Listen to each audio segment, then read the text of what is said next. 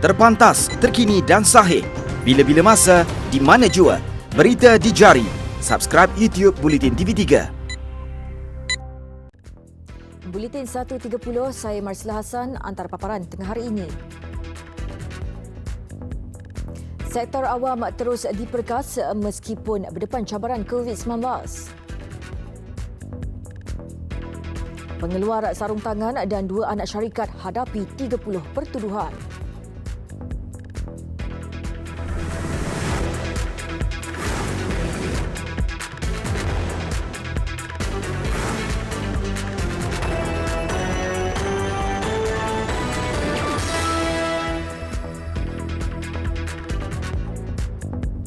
Assalamualaikum dan salam sejahtera. Cabaran menghapuskan pandemik COVID-19 tidak menghalang usaha memperkasa sektor awam untuk memastikan sistem perkhidmatan yang cekap, telus dan mesra rakyat. Perdana Menteri Tan Sri Muhyiddin Yassin berkata, tanggungjawab pejabat awam adalah untuk membudayakan norma baru dalam cara kerja supaya perkhidmatan tetap dapat disampaikan secara berkesan kepada golongan sasar. Oleh kerana pihak berkuasa tempatan ataupun PBT merupakan antara warga kerja barisan hadapan yang sering terdedah dengan tarikan rasuah, maka usaha untuk membenteras jenayah ini perlu kekal sebagai agenda penting yang perlu dilaksanakan meluas dalam kalangan penjawat PBT. Ini agar kita dapat mewujudkan sebuah budaya kerja yang berintegriti tanpa berkompromi dengan mana-mana nilai dan etika. Dan QPEX Malaysia. Perdana Menteri berucap merasmikan persidangan perwakilan Tri Tahunan Kesatuan Kebangsaan Pekerja-Pekerja pihak berkuasa tempatan Semenanjung Malaysia Anulek kali ke-27 secara maya di Pusat Perdagangan Antarabangsa Melaka MITC. Tegasnya, inisiatif menambah baik aspek integriti dan tadbir urus kerajaan penting untuk membantras rasuah bagi memastikan kecekapan dan ketelusan pengurusan pentadbiran. Vivo.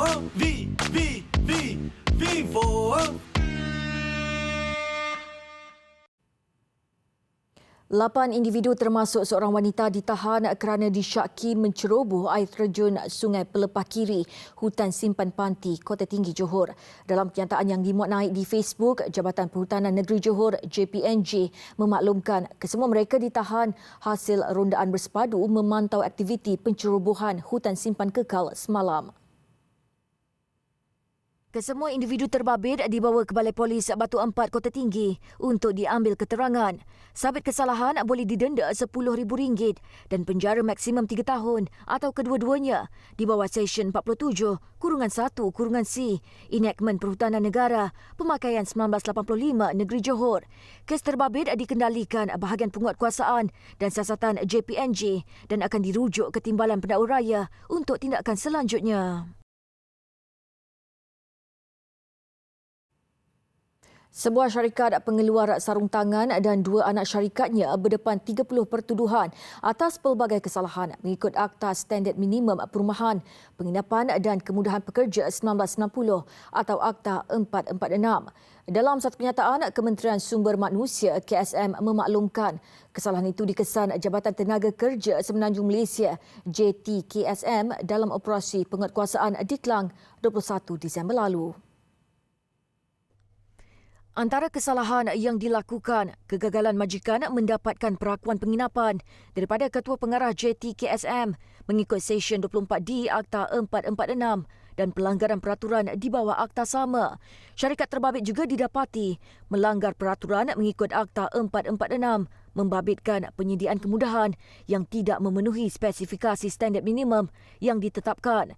JTKSM sedang melengkapkan kertas siasatan dan sebanyak 22 pertuduhan dibuka terhadap syarikat induk dan anak syarikatnya, manakala satu lagi anak syarikatnya akan berdepan 8 pertuduhan.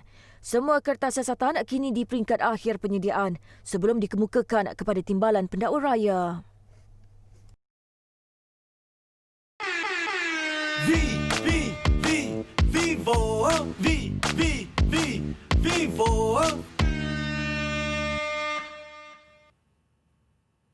Beralih ke laporan sidang Dewan Negara, Yang di-Pertua Dewan Negara Tan Sri Dr. Rais Yatim menegur sikap setengah ahli Dewan Negara yang didapati menghilangkan diri selepas menandakan kehadiran mereka. Tegasnya, kehadiran adalah penting bukan hanya untuk sesi perbahasan tetapi bagi memastikan isu dan soal kepentingan rakyat dibahas dan dibela. Telah dibawa kepada pengetahuan saya bahawa sebahagian daripada ahli-ahli yang berhormat selepas menekan butang dalam Dewan ini yang menandakan untuk kehadiran tidak lagi dilihat pada hari berkenaan. Dan amalan ini setelah diteliti harus ditiadakan di Dewan ini. Kita telah bersumpah bahawa kita akan melimpahkan taat setia serta mempertahankan perlembagaan. Untuk itu, maka kehadiran kita di Dewan ini hendaklah seperti tuntutan semangat tersebut. Beliau berkata demikian ketika ucapan alu-aluan pelantikan selepas majlis angkat sumpah Ketua Dewan Pemuda PAS Pusat Khairil Nizam Khairuddin, 41 tahun, sebagai senator baru pagi tadi. Terdahulu, Khairil yang merupakan lantikan baru yang di-Pertuan Agong mengangkat sumpah di hadapan Yang di-Pertua Dewan Negara.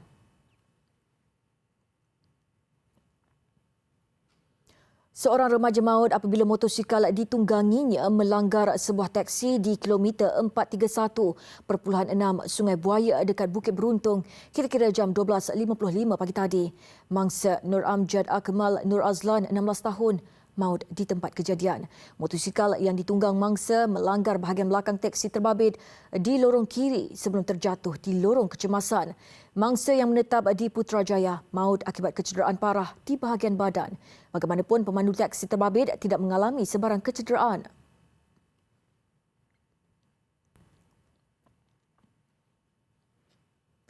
Mayat remaja yang dikuatiri lemas selepas mandi di Sungai Kelantan dekat Kampung Banggul, Kota Baru ditemui pagi tadi.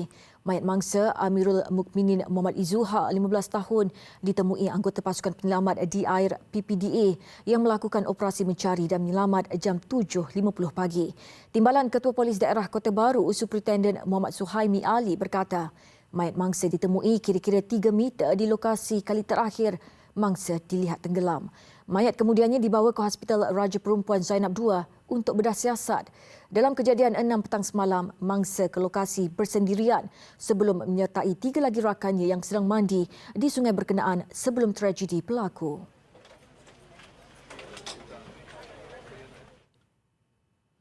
Polis Diraja Malaysia PDRM akan memberi keutamaan pemberian jaket keselamatan kalistikaman dan peluru terbaru kepada kontingen yang mempunyai kadar jenayah yang tinggi.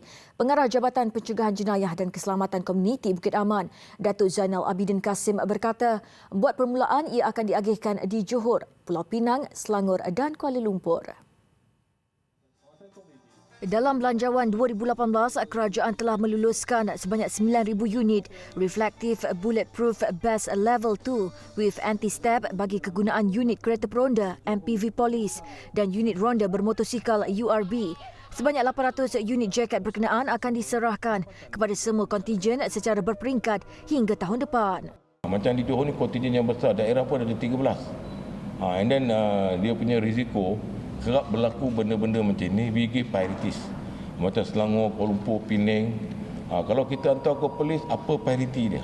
Ada tak insiden-insiden sebelum ni yang mana memerlukan diorang pakai benda ni? Beliau menyerahkan 100 unit jaket berkenaan di Ibu Pejabat Polis Kontingen Johor. Jaket terbaru itu mampu memberi pelindungan balistik terhadap tembakan dari peluru kaliber 9mm, pelindungan daripada tikaman senjata tajam seperti pisau. Selain mampu membalikkan cahaya terutama pada waktu malam, ia dapat meningkatkan tahap keselamatan dan keyakinan kepada anggota dalam memerangi jenayah di negara ini. Polis menerima laporan daripada seorang individu mendakwa dirinya datuk dan mendakwa mahu mengadakan bantahan berkumpulan susulan kejadian 4 suspek kes samun ditembak mati Jumaat lalu. Pemangku Ketua Polis Selangor, Datuk Arjunaidi Muhammad, bagaimanapun menolak kemungkinan berlakunya rusuhan seperti yang didakwa. Katanya ibu pejabat polis daerah IPD Sungai Buloh menerima laporan daripada lelaki terbabit berhubung isu bantahan namun tidak menyatakan sebarang cubaan untuk merusuh. Kemarin polis melakukan siasatan sama ada 4 suspek kes samun yang ditembak mati mempunyai rangkaian kumpulan atau bekerjasama dengan pihak lain bagi aktiviti jenayah di Selangor sejak awal tahun ini. Jumaat lalu, keempat-empat suspek berusia 20-an maut ditembak polis ketika melarikan diri daripada pemeriksaan dengan menaiki sebuah kereta di Sungai Buloh selepas dipercayai terbabit dalam kes samun melibatkan sebuah rumah di Taman Pelangi, Rawang. 5 lembu ternakan di Baham Harimau Belang menyebabkan peternak di Felda Kertih 4 Dungun Terengganu kerugian hampir RM15,000. Binatang buas itu dipercayai datang dari hutan simpan rasau yang terletak berhampiran ladang kelapa sawit milik peneroka. Menurut penternak, serangan binatang buas merupakan yang kedua sejak 2 minggu lalu. Serangan pertama berlaku di kawasan kandang milik penternak lain yang terletak kira-kira 3 km dari kandang mereka. Kejadian itu menimbulkan kegusaran dalam kalangan penternak yang bimbang akan keselamatan mereka kerana takut diserang oleh haiwan liar terbabit. Saya cari nombor saya tak ada. Cari nampak bekas dia lah. Tapi bakal memang tak jumpa lah. Dia buat lagi. Harimau tu seekor lah. Saya tengok pada tapak dia tu. Saya rasa bimbang lah tempat ni. Tempat budak-budak main. Kita orang pun mari kat lembu selalu. Bimbang juga. Sebab baru ni 2-3 hari. 2-3 minggu lepas lah ada bekas situ. Bawah tu kat cerong tepi parit tu kan. Penternak berharap tindakan segera dapat diambil oleh pihak berwajib bagi mengelak mereka terus mengalami kerugian. Sementara itu, Pengarah Jabatan Perlindungan Hidupan Liar dan Taman Negara Perkhidmatan Terengganu, Abdul Malik Muhammad Yusof ketika dihubungi berkata, pihaknya akan mengadakan pertemuan dengan penternak yang terlibat bagi mendapatkan maklumat lanjut sebelum mengambil tindakan sewajarnya untuk memasang perangkap untuk menangkap haiwan liar berkenaan. Lebihan dagangan negara melonjak 151.6% tahun ke tahun kepada 16.8 bilion ringgit bulan lalu, lebihan dagangan tertinggi bulan November yang direkodkan setakat ini. Kementerian Perdagangan Antarabangsa dan Industri (MITI) berkata ekspor meningkat 4.3% kepada lebih 84 bilion ringgit pertumbuhan 3 bulan berturut-turut. Import pula susut 9% kepada 67.6 bilion ringgit, manakala jumlah perdagangan merosot 2% kepada 152 bilion ringgit. Bagi tempoh 11 bulan pertama tahun 2020, lebihan dagangan merekodkan pertumbuhan 2 digit sebanyak 23.1% kepada 163.8 bilion ringgit berbanding tempoh sama pada 2019. Jumlah perdagangan bernilai 1.606 trilion ringgit berkurangan 4.6%. Ekspor bernilai 885 bilion ringgit susut 2.6%, manakala import merosot 7% kepada 721 bilion ringgit.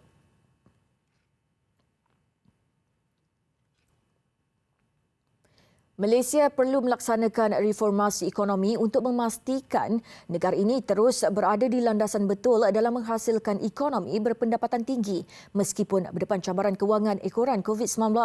Pengarah Eksekutif Pusat Penyelidikan Sosioekonomi SERC, Lee Heng Gui berkata, kerajaan perlu mengatur kembali strategi untuk memastikan hasrat negara dapat dicapai. Beliau yakin sekiranya reformasi tertentu dapat dilaksanakan, maka kegagalan untuk mencapai sasaran pertumbuhan ekonomi tidak lagi berulang pada masa akan datang.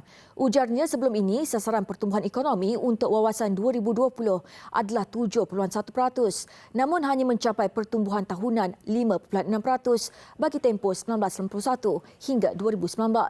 Mengulas mengenai masalah struktur kewangan, Lee berpendapat keadaan itu berlaku disebabkan kurangnya reformasi ekonomi yang tegas dalam meningkatkan iklim pelaburan yang kondusif. Justru katanya tumpuan ke arah pelaburan dan penggunaan teknologi amat penting dalam usaha meningkatkan produktiviti tenaga kerja dan kecekapan modal bagi menyokong pertumbuhan mampan. Besar impaknya. Pantas menampilkan prosiding ini secara keuangan maya. Berita di jari. Subscribe YouTube Bulletin TV3. kembali dengan laporan antarabangsa. Susulan pergaduhan yang menyebabkan sekumpulan rakyat Lubnan didakwa membakar sebuah kamp pelarian di utara negara itu. 8 individu ditahan. Menurut satu kenyataan, semalam pihaknya menahan 2 rakyat Lubnan dan 6 warga Syria.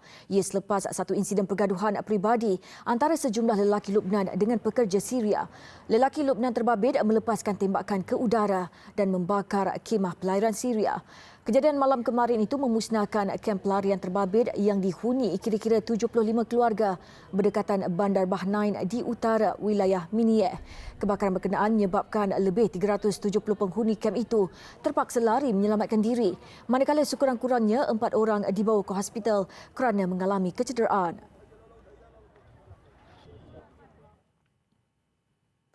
Kementerian Luar Jepun akan melarang warga negara asing daripada memasuki negaranya bermula hari ini sehingga sepanjang Januari. Ia berikutan beberapa kes varian baru COVID-19 yang dilaporkan baru-baru ini. Menurut kementerian itu, warga negara Jepun dan penduduk asing masih boleh memasuki negara itu, namun perlu menjalani kuarantin selama 14 hari. Langkah itu dilakukan selepas mengesahkan 2 kes varian baru COVID-19 membabitkan orang yang baru pulang dari United Kingdom semalam.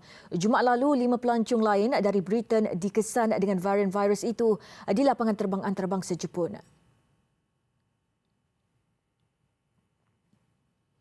Presiden Amerika Syarikat Donald Trump akhirnya sudah menandatangani rang undang-undang RUU, pakej bantuan COVID-19 berjumlah $900 bilion semalam. Perkara itu dimaklumkan White House selepas bertangguh hampir seminggu sehingga mencetuskan tekanan daripada pelbagai pihak.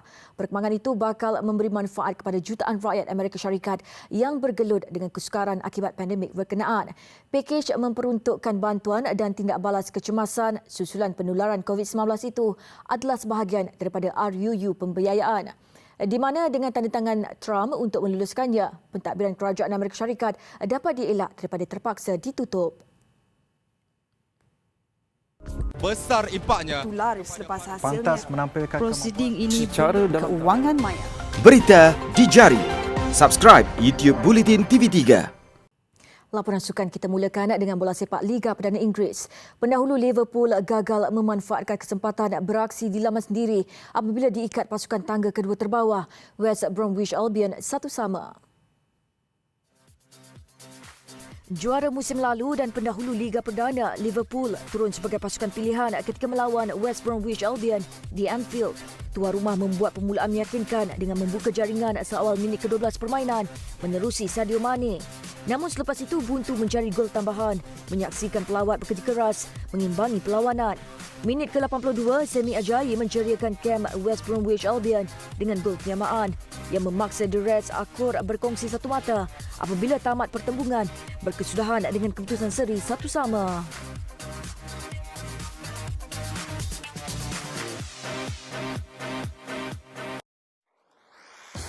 Sementara itu, 2 lagi pertemuan turut berkesudahan dengan keputusan seri.